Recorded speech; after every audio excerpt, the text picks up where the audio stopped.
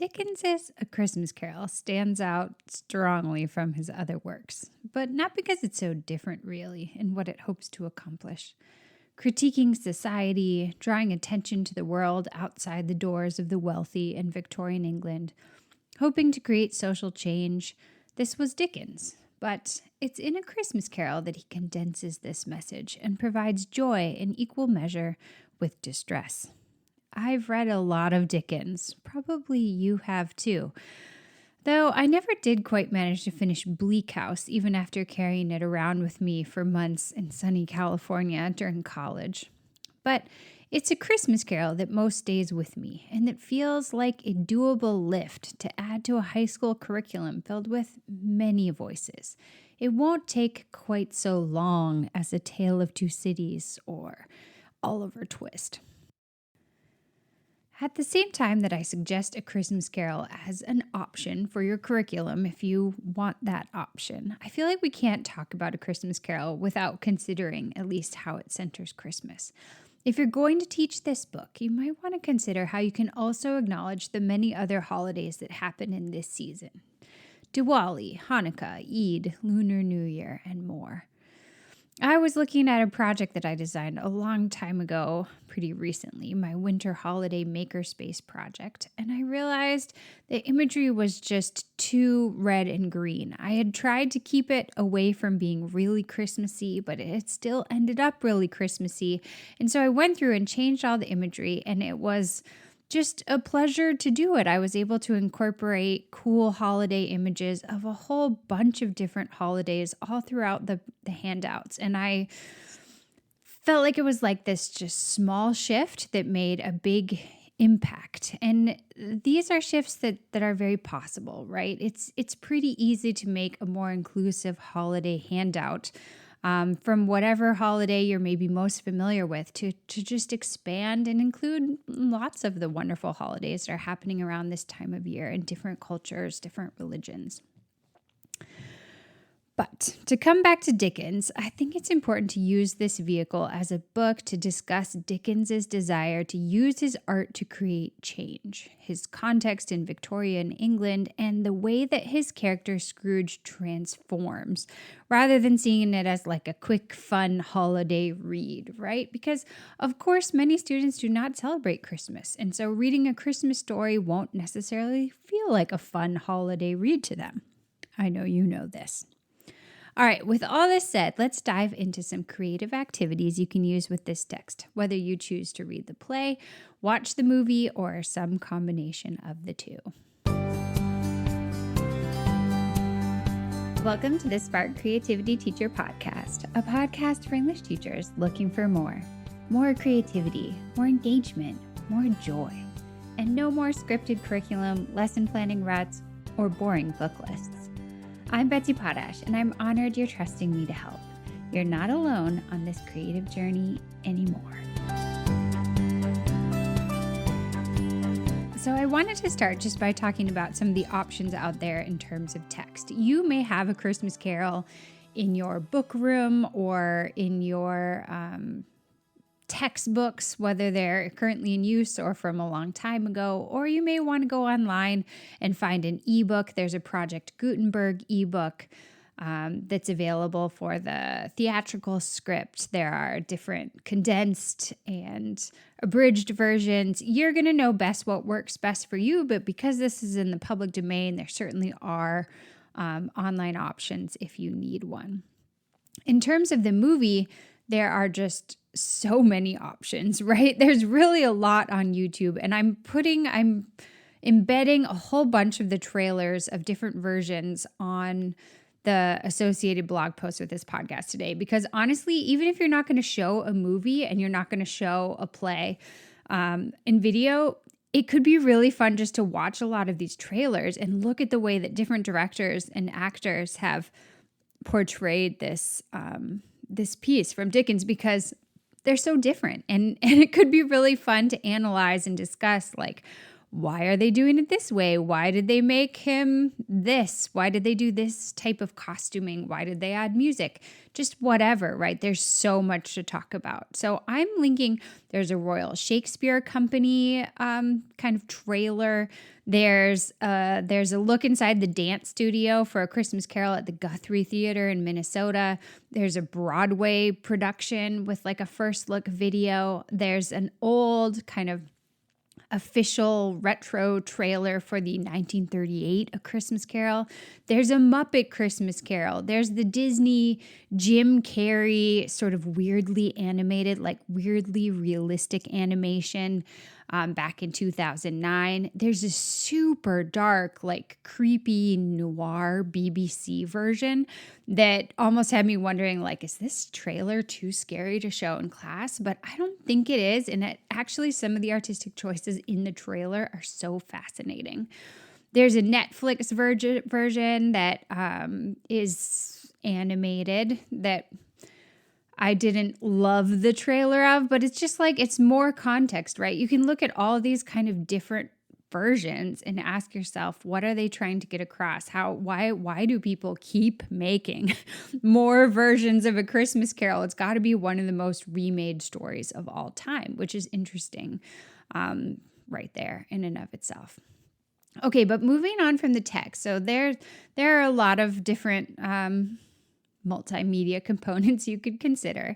Then let's think about setting the scene for A Christmas Carol. And I like to think of this as Dickens's social dilemma, right? We maybe have all seen The Social Dilemma and considered how social media is influencing society today. And I think this could be a great thing to do with students, right? And I feel like this, you could almost compare and say this is Dickens's call to action to society, kind of like The Social Dilemma is a call to action to society today. But like, what social dilemma was he facing? Was everybody facing back then? It wasn't social media, right? It was something else. And so I think when you start your unit or your activity set, if it's a short unit with A Christmas Carol, you're going to want to dig in with students a little bit into what Dickens was seeing. So I'm going to pop some links into the blog post. There's like Charles Dickens wrote a letter about his visit to a school that was very poorly financed. It was called a ragged school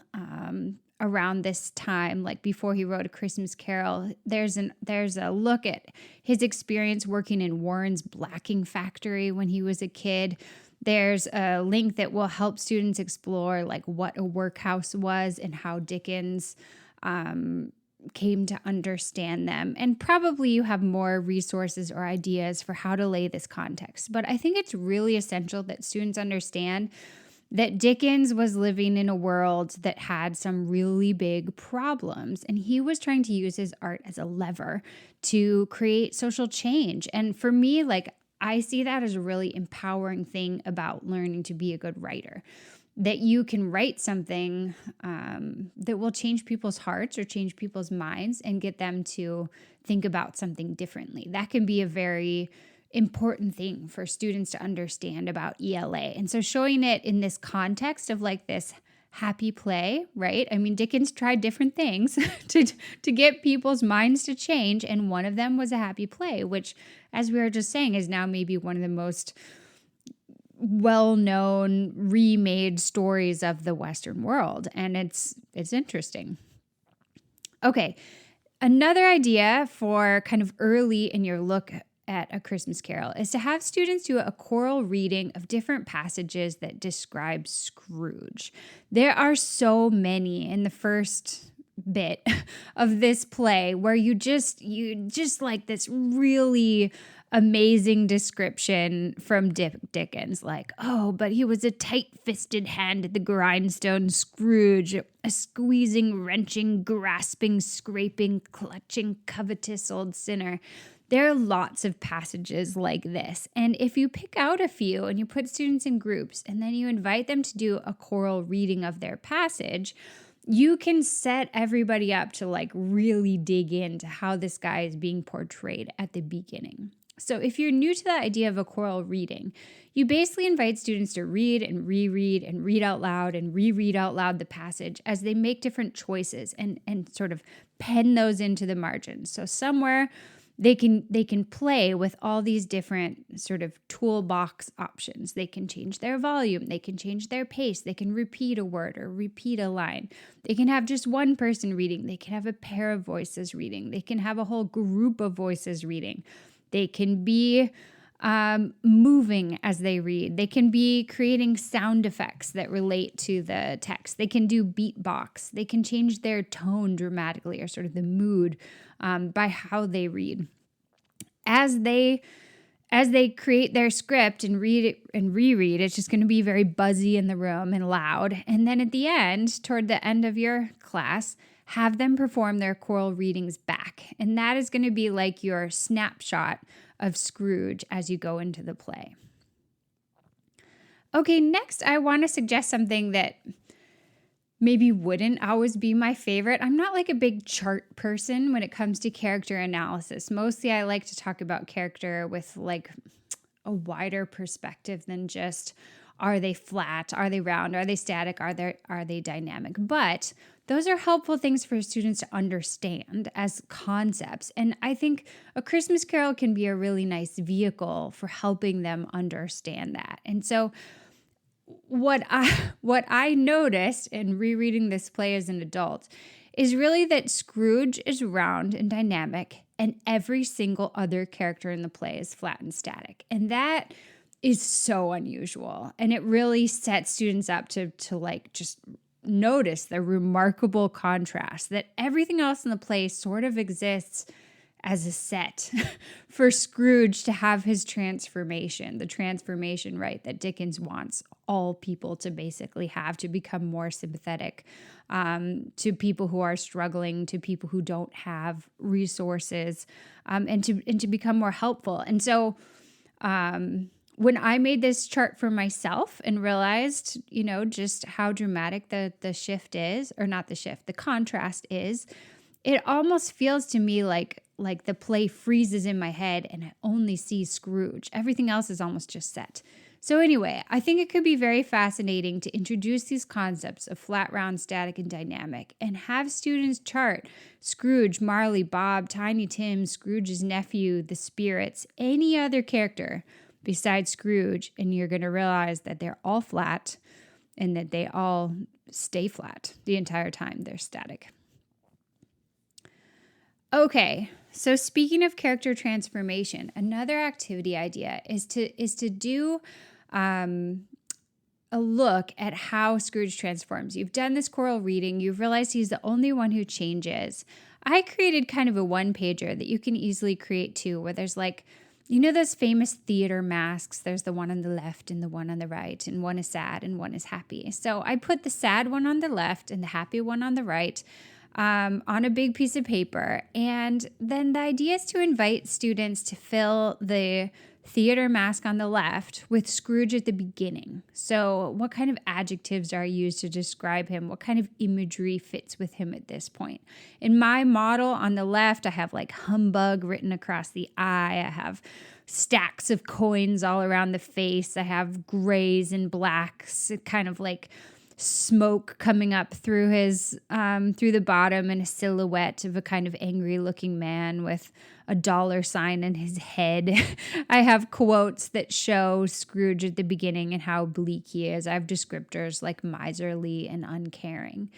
And all that is just on exactly one half of the page to the left. And then to the right, I have like pine branches and holly berries coming in around the mask. In the mouth of the person are the words bless you. In the eyes, the word joy. There's all these quotes to describe how he's changed, descriptors to show how he's changed. And the colors are bright. So when you look at these two masks, it just feels so different on the left and on the right. And that's what you're seeing in the play, right? Just this huge transformation of Scrooge from the beginning to the end.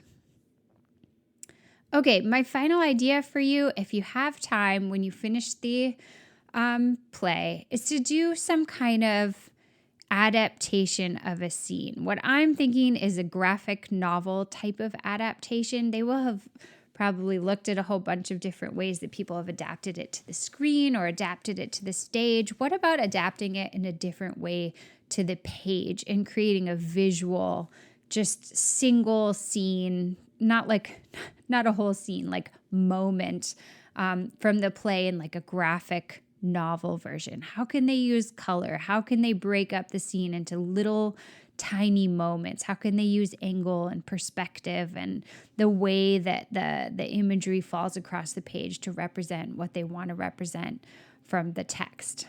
This is something that I think is very interesting always, to go from any type of text and translate it into another mode, whether you go from like a prose novel into verse, whether you go from verse into graphic, whether you go from graphic into a play.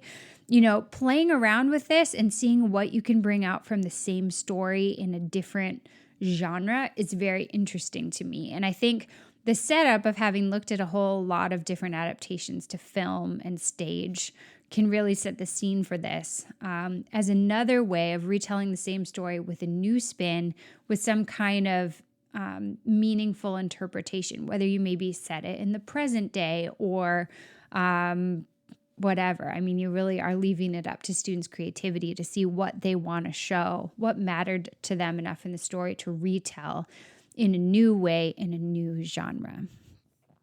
Okay, my friend, that is all for today. I hope you feel like you have some ideas for teaching A Christmas Carol in a fun, creative, but really like focused on social change, focusing on writing as like a tool for empowerment, for changing people's minds. And I think that's exciting. So until next time, take care of yourself and stay creative.